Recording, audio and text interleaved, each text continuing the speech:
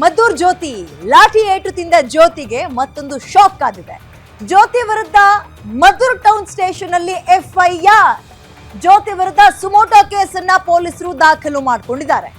ಕಳೆದ 2 ದಿನಗಳ ಹಿಂದೆ ಪ್ರತಿಭಟನೆಯಲ್ಲಿ ಇದೇ ಜ್ಯೋತಿ ಲಾಠಿ ಏಟು ತಿಂದು ಸೊಂಟ ಮುರಿಸ್ಕೊಂಡು ನಡು ರಸ್ತೆಯಲ್ಲಿ ಕುತ್ಕೊಂಡು ವಿಲ್ವಿಲ್ವಿಲ ಅಂತ ಒದ್ದಾಡಿದ್ರು, ಲವಲವಲವೋ ಅಂತ ಬಾಯಿ ಪಡ್ಕೊಂಡಿದ್ರು.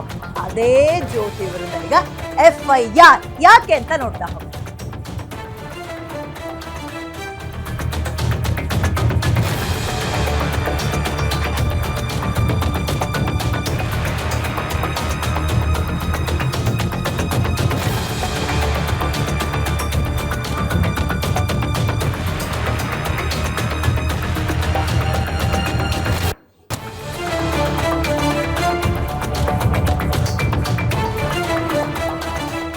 ಕಳೆದ 2 ದಿನಗಳ ಹಿಂದೆ ಪ್ರತಿಭಟನೆಯಲ್ಲಿ ಇದೇ ಜ್ಯೋತಿ ಲಾಠಿ ಏಟು ತಿಂದಿದ್ರು. ಸಿಎಂ ಹಾಗೂ ಮುಸ್ಲಿಮರ ವಿರುದ್ಧ ಅವಹೇಳನಕಾರಿ ಸ್ಟೇಟ್ಮೆಂಟ್ ಕೊಟ್ಟಿದ್ರು ಈ ಹೆಣ್ಮಗಳು.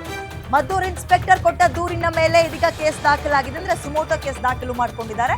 ಮದ್ದೂರಿನ ಶಿವಪುರ ನಿವಾಸಿ ಜ್ಯೋತಿ ಪೆಟ್ರೋಲ್ ಬಂಕಲ್ಲಿ ಕೆಲಸ ಮಾಡ್ತಾ ಇದ್ರು. ಮದುವೆ ಆಗಿದೆ, ಮಕ್ಕಳಿದ್ದಾರೆ.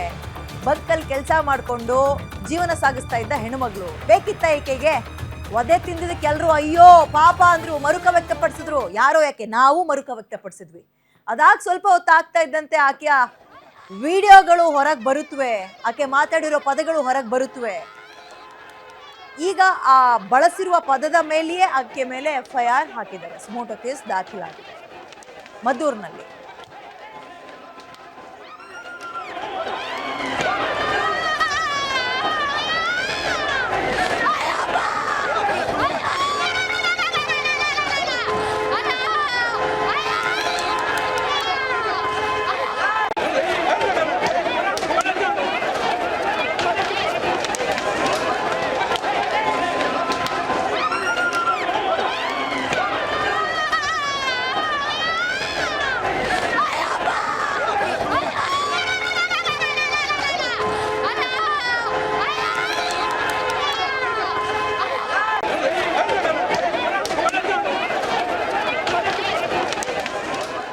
ಜ್ಯೋತಿ ಸಿಕ್ಕಾಪಟ್ಟೆ ಫೇಮಸ್ ಆಗಿದ್ದಾರೆ ಕಳೆದ 2-3 ದಿನಗಳಿಂದ. ಕಾರಣ ಮದ್ದೂರಿನ ಜ್ಯೋತಿ ಇದಾರಲ್ಲ, ಪ್ರತಿಭಟನೆಯಲ್ಲಿ ಬಳಸಬಾರದು ಪದಗಳನ್ನ, ಅವಾಚ್ಯ ಶಬ್ದಗಳನ್ನ ಬೇರೆ ಧರ್ಮದವರಿಗೆ ಮತ್ತು ರಾಜ್ಯದ ಮುಖ್ಯಮಂತ್ರಿಗಳ ವಿಚಾರವನ್ನ ಬಳಸಿ ಮಾತಾಡಿದ್ದಾರೆ. ಈ ಹಿನ್ನೆಲೆಯಲ್ಲಿ ಸುಮೋಟೋ ಕೇಸ್, ಅಂದ್ರೆ ಸ್ವಂತವಾಗಿ ಪೊಲೀಸರ ಕೇಸ್ ದಾಖಲು ಮಾಡ್ಕೊಳ್ಳೋದನ್ನ ಸುಮೋಟೋ ಕೇಸ್ ಅಂತೀವಿ, ಅದನ್ನ ಹಾಕಿದ್ದಾರೆ ಇವಾಗ ಆಕೆ ವಿರುದ್ಧ. ಸೊ ಮತ್ತೊಂದು ರೀತಿಯ ಸಂಕಷ್ಟವನ್ನ ಎದುರಿಸಬೇಕಾಗತ್ತೆ.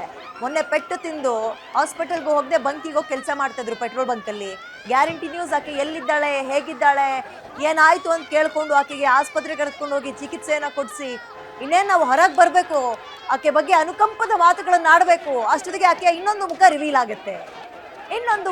ಆಗುತ್ತೆ. ವಿಡಿಯೋದಲ್ಲಿ ಸಿಕ್ಕಾಪಟ್ಟೆ ಜೋಶ್ನಲ್ಲಿ ಅದು ಯಾರು ಹೇಳ್ಕೊಟ್ರೋ ಏನೋ, ವಿಡಿಯೋದಲ್ಲಿ ಸಿಕ್ಕಾಪಟ್ಟೆ ಫಾಲೋವರ್ಸ್ ಬರ್ತಾರೆ ಅಂತನೋ, ಲೈಕ್ಸ್ ಬರುತ್ತೆ ಅಂತಲೋ, ಅದೊಂದು ರೀತಿ ಆ ಕ್ಷಣ ಅವ್ರ ಮೈ ಮೇಲೆ ಅದು ಏನು ಬಂತು ಏನೋ ಗೊತ್ತಿಲ್ಲ, ಆಡಬಾರ್ದು ಮಾತುಗಳನ್ನೆಲ್ಲ ಆಡ್ಬಿಡ್ತಾರೆ ಈ ಜ್ಯೋತಿ.